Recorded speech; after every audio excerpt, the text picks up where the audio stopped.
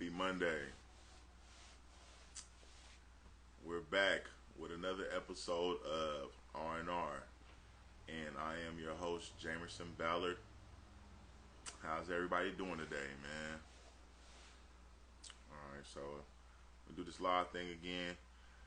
I'm finding it a little bit intimidating. My last episode, I don't know if I'm going to be able to live up to that, man. We did a lot of good work, man.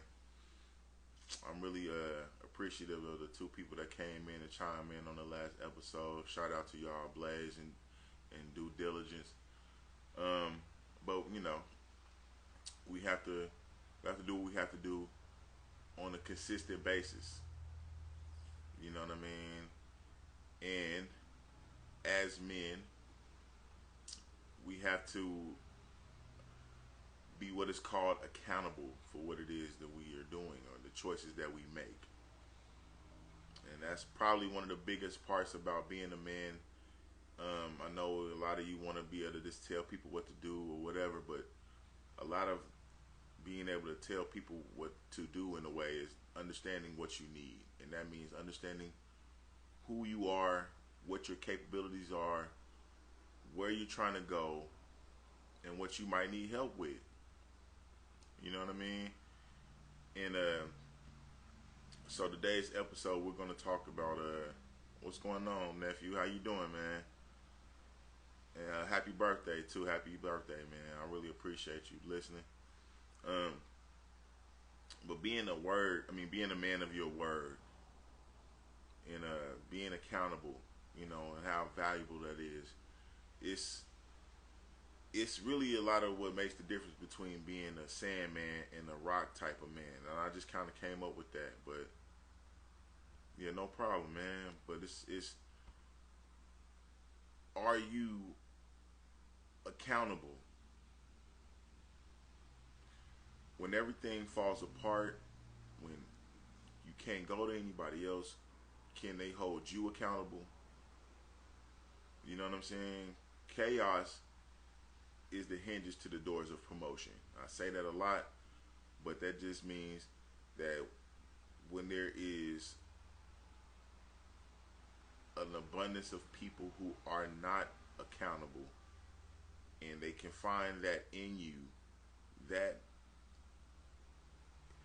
it makes you more valuable and that you are now due for what is called a promotion in many ways. You know what I'm saying?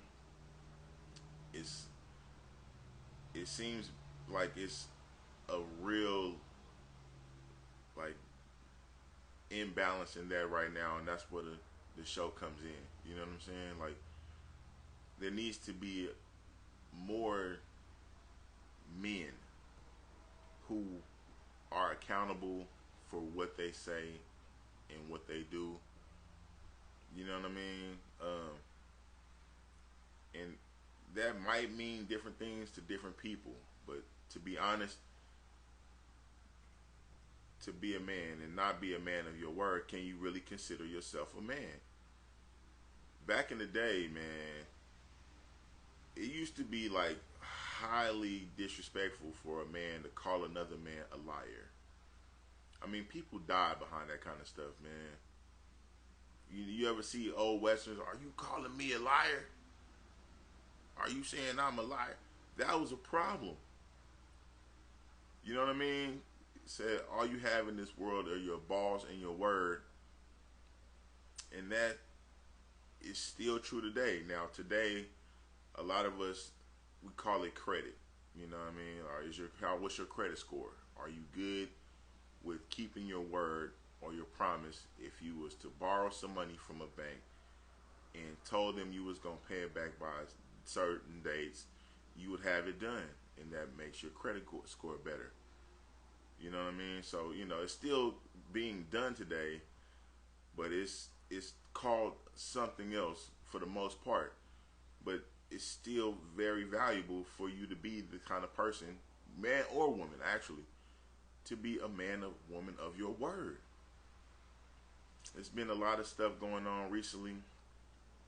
I mean, I'm definitely trying to be the kind of man who is not just saying things that sound cool, but I'm actually practicing what it is I preach.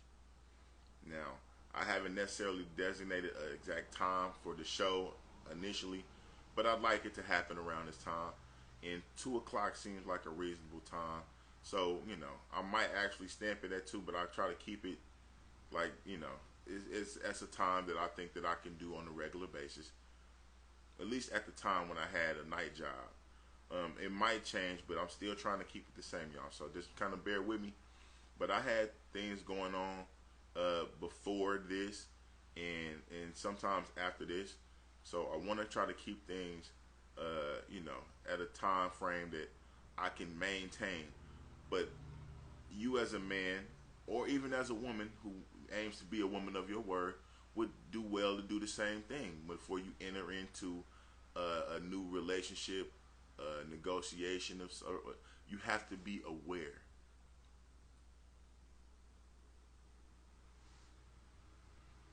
Yeah, I know. It's like I said, I was working nights, so it was kind of a good time for me to do this during the day around this time, and I want more people to come in and see the show, but I am aware that this is kind of the time where most people be at work. You know what I mean? I'd like to have a group of people who are also business owners and they don't necessarily have a job to go to. But I mean, we are, these are goals that we should have. You know what I'm saying? Life goals or show goals. I mean, I'm definitely glad that people are taking time out their day to catch the show, even if they might be at work. And it's not like having a job is a bad thing, because one thing about this that I kind of reveal today also is that, I mean, while everybody is trying to be a good leader, you have to understand that it takes a good follower to be a good leader. Can you follow rules or instructions? Before you learn how to give them out, you have to learn what it's like to follow them. You know what I mean? So people who have gone from mopping floors at some of these McDonald's establishments end up becoming great general managers because they've worked their way from the bottom to the top. If you've been an employee, you know what it's like for someone to be breathing down your neck and trying to see if you doing work that you said you was gonna do, but should they have to do that? You should just do what it is that you said you was gonna do. They're paying you a decent wage to do it, hopefully, and y'all made an agreement. But a lot of people are reneging on agreements. You know what I mean? They might not be aware of the fact that this agreement is only going to be good until you don't feel like you are behind on your bills anymore. And then once you've gotten to a point where you've been there for 90 days, it's like, yeah, I know I said I'd be here every day at 8 o'clock, but today I'm just not feeling it. And that costs the company and you in points, because now your word, it doesn't mean as much as it did. But is it because your word doesn't mean as much, or is it because when you are in need of something, you are more apt to keep your word because you need that thing so bad? You know what I'm saying? And here in R&R, we really don't want to be the type of people who only do things when it benefits us the most. You know what I'm saying? Because who out there has been with someone or needed a place to stay, right? And that's a lot of what I think kind of Kanye has gone through in a way. It's like you wanted to enter into this thing and save a little money to do other things that you have to do.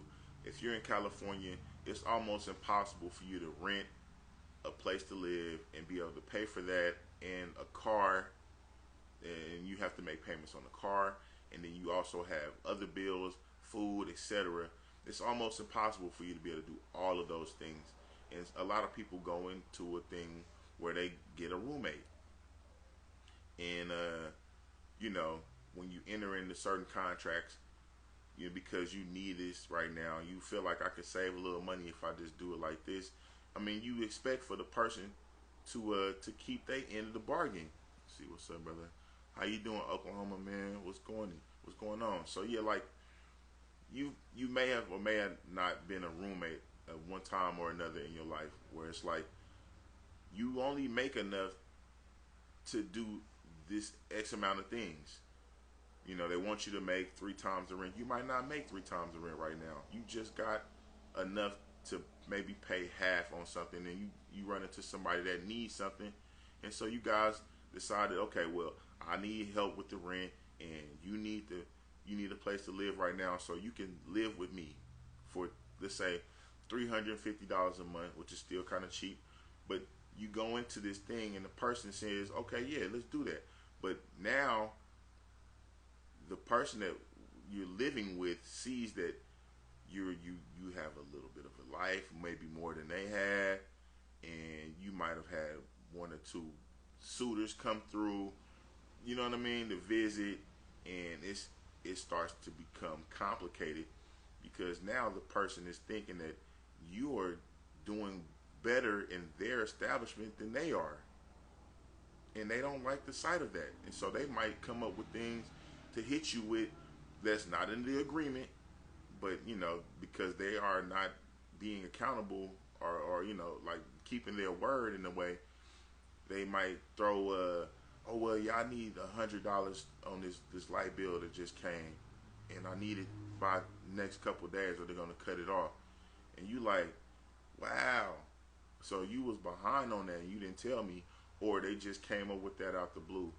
Now you can press it, or you could just, you know, not trip right now, come up in your mind with what you're gonna do next, and then move on. But it's happening way too often. It's happening way too frequently, and it might have something to do with the person, or it might have something to do with you not understanding who you're dealing with. You really live with a hater lightweight, and you can't have as much fun or more fun than them, and they shit. So you might either have to turn that down or deal with your significant at they spot, and it's sad, but it's like I've seen it happen in a larger way, but like not as big as on Kanye's level. But it's like you have a person pay you to use your venue. You come in, and you know, you see them, they draw in the crowd, and it's like now you're not making as much money as they are maybe, and you like trying to figure out how you can get into their bread. That's scary, man. But it's way too many people in this society that's doing that. And so I thought it would be a good idea to do this show about being, you know, accountable, and you know, keeping your word, because that is a rarity these days, and we need more of that. Before you enter into a relationship with a woman, as a man, you should be aware of what it is that you're trying to do and what you need first. And if you need too many things, you cannot expect nobody to deal with all that. You have to handle a lot of that before you get into a relationship. Romance without finance is a nuisance. There's no way in God's green earth you should be trying to screw people if you don't have a job first. But I understand what it's like when you are, you know, going through things. You just want to feel better right now, so having somebody else is cool. But at the same time, you have to sometimes make sacrifices, because the longevity of this thing is not going to withstand, you know, you not being able to take this person out to eat, or even being able to take yourself to get something to eat. You asking this person to do way too much. You know what I mean? Just like maybe Kanye should have taken some of Sway's advice and gotten his own establishment, which would have taken some of out of his music career at the time, maybe, and things like that. I mean, he would have had to make a sacrifice. He would have maybe had to go 2 years, maybe 3 years without dropping an album, just to make sure the clothing line goes well, or the shoe thing goes well. But it was much easier for him to just piggyback on whoever's system was already running that may have needed help. But you cannot be surprised when, in fact, because you're making so much more money than they are now, it's like, you know, they're starting to get not necessarily comfortable with the partnership, but they're trying to feel like, how can I get more than I agreed upon, because this guy's got a lot more going on than I thought he did. I may have bitten off more than I can chew. You know what I'm saying? You get a woman who you thought was just cool, and she is just way too high maintenance. You might need to check things out before you end her up end up in the bedroom with her. You got to get in their head before you get in their bed. You got to understand who you're shaking hands with and making deals with before you decide to enter into a contract, whether it be verbal or otherwise. And you do your due diligence. You know what I mean? Do some research, man. You know, ask better questions before you enter into these relationships. You know what I mean? And then keep your dick or vagina to yourself until you understand who you are, what you actually trying to do, what you need, and where you trying to go. When you're in survival mode,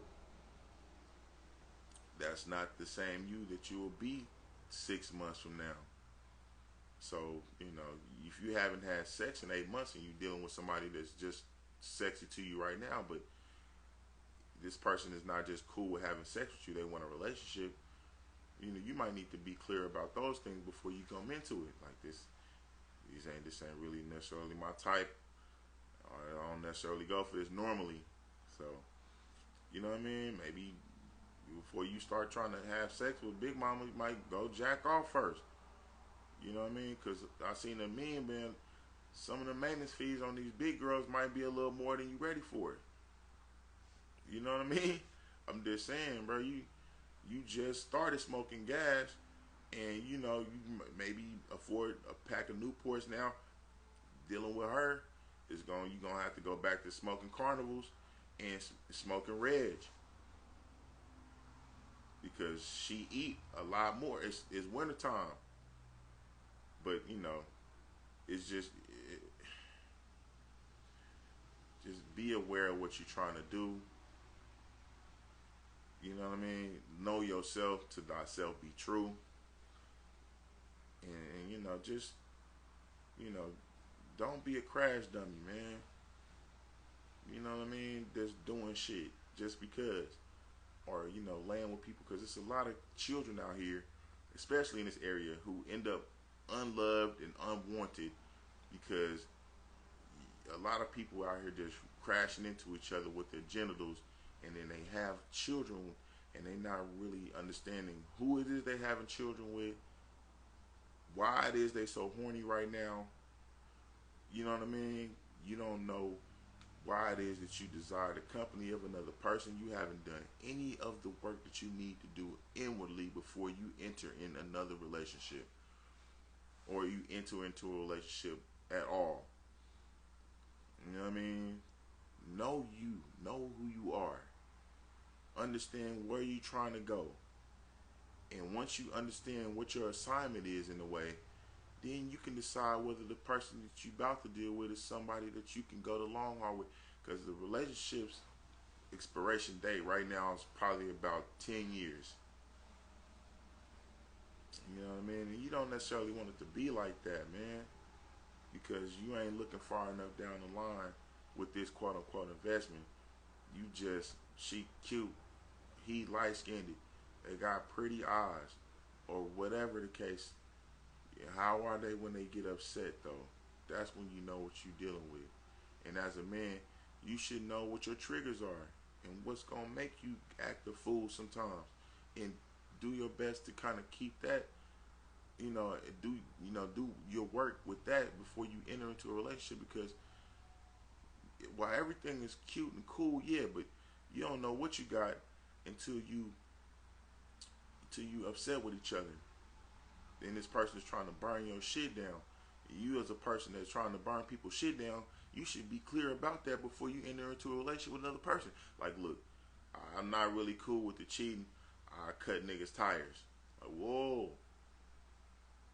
You know what I mean? Like, you might not necessarily be that honest with it, but you need to tell that man what he dealing with, man. And you tell that woman. Like,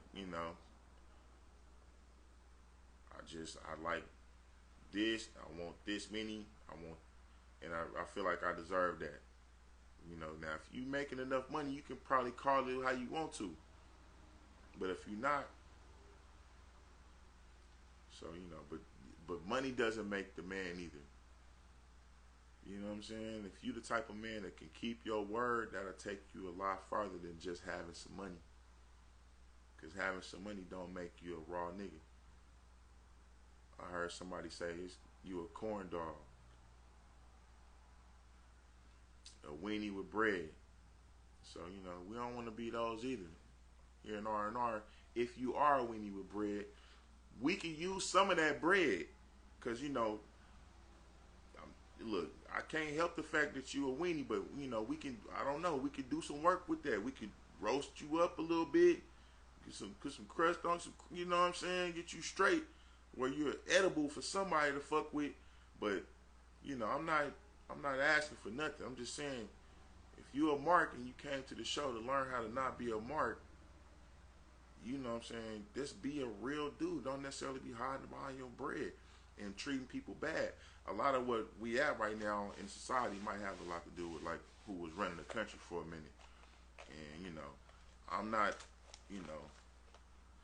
I don't hate nobody, but when the leadership ain't shit, it's like the rest of society ain't expected to be nothing either. So so we had somebody in the office that was not very accountable. They was running scams on the country they sell, and who would be surprised when they do that when they get in office? If you with a nigga named Snake and you surprise that nigga Snake, you's a dumb motherfucker. You tripping, bro. That nigga name is Scandalous Ryan. Scandalous Ryan hasn't scandalized you yet, but that nigga's name is Scandalous Ryan. He's telling you something. Listen to him. Ladies, if a nigga tell you that he a gangster and you listening to songs in the car and they all gangster, that nigga will slap you in your mouth. Do not cross that nigga, man. Stop playing. If you a lady that like to cross niggas, don't do that to yourself and expect for this man to do right.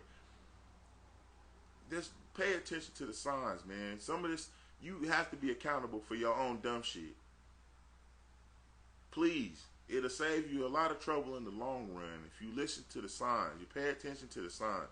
You got 2 ears, 2 eyes, and 1 mouth.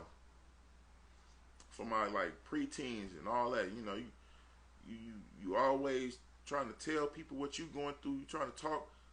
Shut the fuck up and listen. Look around you. You on Instagram and you seeing ass and titties, but you looking at the background. It ain't no couch back there. It's filth all back. All you looking at is, pay attention to something other than, don't let, like I said in the last episode, man, don't let your freakness be your weakness, people. You know what I'm saying? Like I said, man, it's serious out here because, like I said, it's a lot of unloved kids out here who don't understand why they not being loved and that they just leverage to get through to your significant, or, you know what I mean?